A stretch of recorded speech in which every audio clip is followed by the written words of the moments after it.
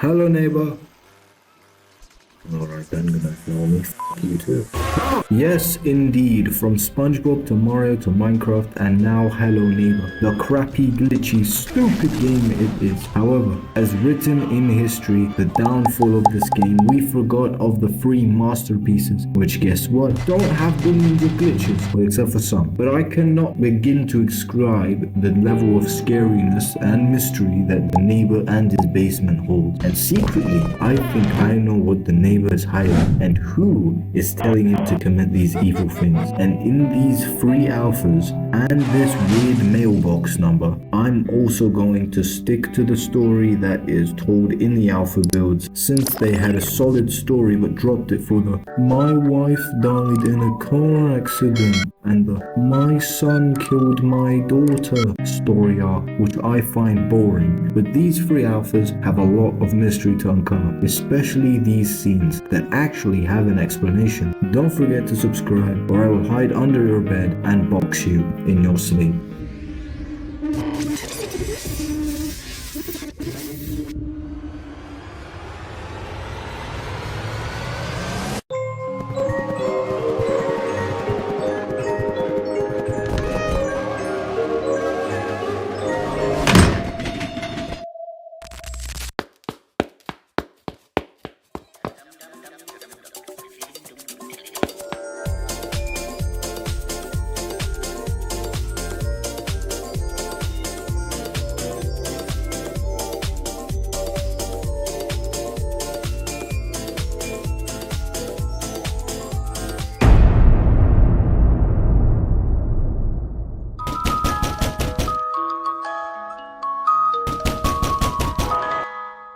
Now the neighbor is a very weird person. He has the biggest house in the neighborhood and for some reason doesn't want us going into his basement. Now to be fair, we shouldn't even be in his house in the first place. But why does he board up his windows, throw bear traps at us, and scatter keys around his house? And this guy doesn't play. He genuinely won't stop until he gets you. Screw you and your tomatoes. But it's not like he's some random guy our protagonist is trying to rob. I mean, his door was wide open and his basement was glowing red. No wonder we went in. But to invent some robot shark upstairs in a swimming pool just to keep us out instead of calling the police, it seems like he can't call the police. The neighbor is a prisoner who escaped?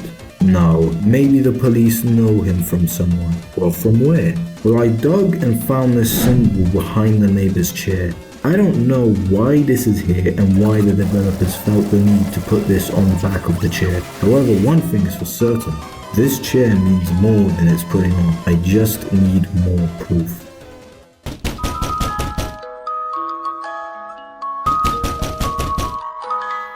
So, to prove the neighbor has connections to the Illuminati, we have to go back to Alpha 2, specifically the basement. Now this room in the basement looks a lot like a sacrificial room used by Satanists, but I'll talk about the religious stuff a bit later. So the Illuminati are a group of mysterious people who basically control society. They usually have cult gatherings or individual rooms in their houses for sacrifices or just cult meetings. But why would they even care about the neighbor? He's just some ordinary, muscular, charming dude in his late 30s. Well, the Illuminati is anonymous. They walk among us in everyday life and we do not notice them at all. So what I'm trying to say is, in Alpha 2, the neighbor is a pretty normal guy on the outside. The only thing that makes us enter his house is the obvious person running away from him. And yes, I'm saying that's a person. Sue me. I don't care. If you call it a mannequin, the intention was to make it a person. If you don't believe me, then the supposed mannequin screams and moves in the basement. Anyways, other than the person running away from him, you can see the outside of his house, and it's quite normal, unlike the previous two alphas, which I have an explanation for. Usually, that's what the Illuminati or any cult tries to seem normal from the outside, but is truly evil within.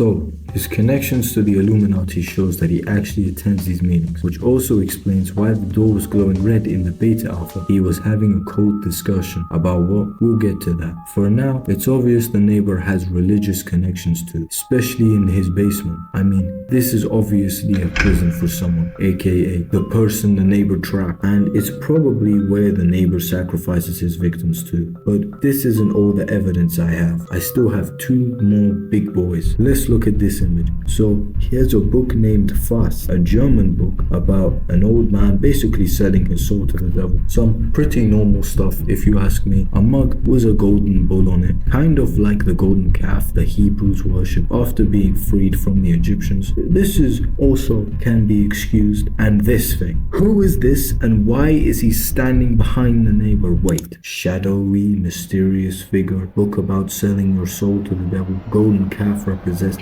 the disobeyment of God. Oh my goodness. This is the devil in human form, standing right behind the neighbor. Now it all makes sense. Why he turned into a giant, why his basement had an entire new world behind it. Now we know what that secret mailbox meant. 14 to 14. I will ascend above the heights of the clouds. I will make myself like the Most High, showing how the devil is tied into the neighbor and his Illuminati connections.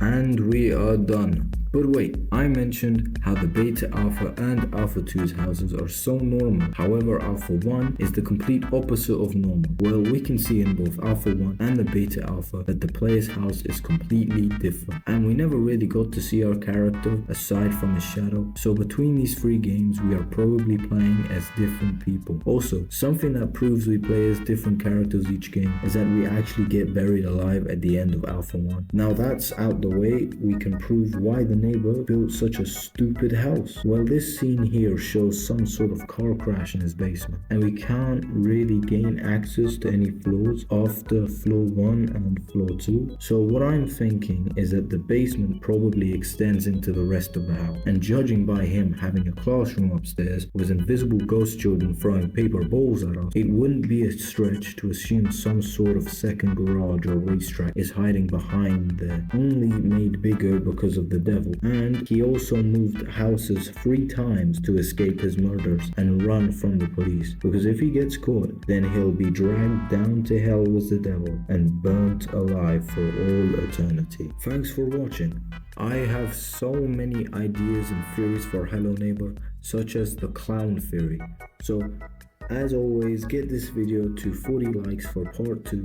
And yes, weekly episodes coming every single Sunday. And if you didn't make it to the end, thank you. We are so close to 1K subscribers and I would love to hit it with you. So subscribe and goodbye.